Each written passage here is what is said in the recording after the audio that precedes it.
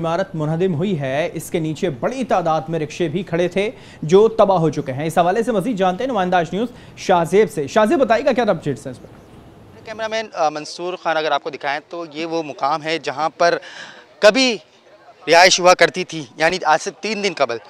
लेकिन अब ये सारी इमारतें मलबे का ढेर जो है दिखाई दे रही हैं। यहाँ पर रिक्शे मौजूद हैं जो पार्किंग एरिया में मौजूद थे।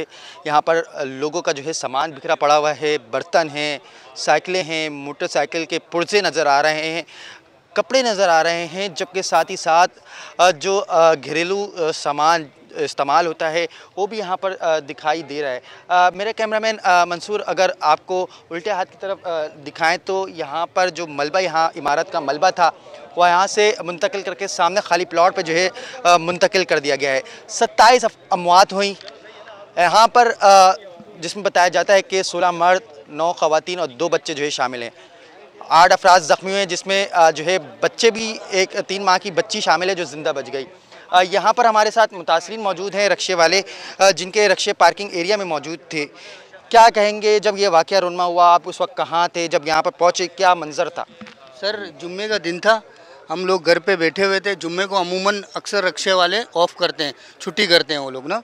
तो हम लोग घर पे बैठे हुए थे तो अचानक हमें इत्तला मिली कि जहाँ आपके गाड़ियाँ खड़ी होती हैं वो बिल्डिंग के बराबर वाला बिल्डिंग गिर चुका है और उसके ऊपर वो बिल्डिंग आ चुका है जहाँ आपकी गाड़ियाँ पार्किंग होती थी। तो हम लोग भागते हुए जब आए तो हमने देखा सिर्फ मलबा ही मलबा है और इंसाने यहाँ पे चीख रहे हैं, आवाज़ें आ रही हैं। ठीक है, हमने फ़ौरन उनको निकालने की कोशिश की। जब तक ये रिलीफ नहीं आया उनके लिए हमने कोशिश की, जितने हमसे हो सका हमने वो कोशिश की। तो उसके बाद हम देख रहे हैं नाम से कोई पूछा जा रहा है, जी ये रिक्शे क्या है, ये क्या है, मलबे में क्या है।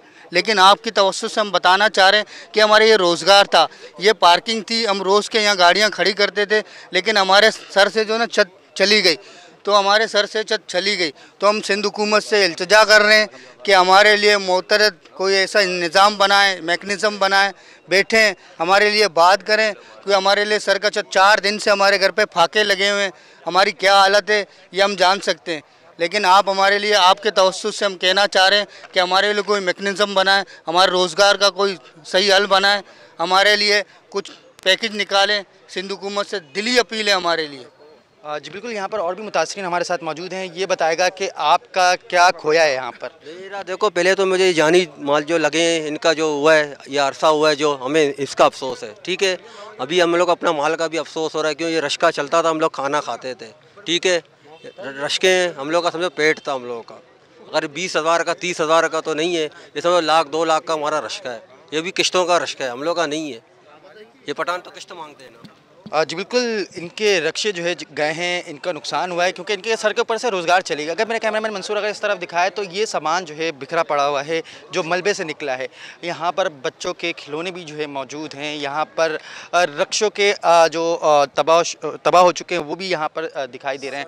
अगर हम जो है यहाँ पर बात कर रहे हैं कि ये मलबा कब उठाया जाएगा तो ज़िला इंतज़ामिया की जानिब से कहा जाता है कि कल से ही जो है मलबा उठाने का जो सिलसिला है वो शुरू किया जाएगा।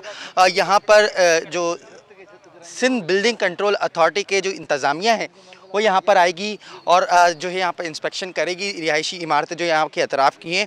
और उसमें जो एक तो मखदूश करार दे दी गई, ये मुकम्मल मखदूश, उसको ज़मीन बोस किया जाएगा वापसी।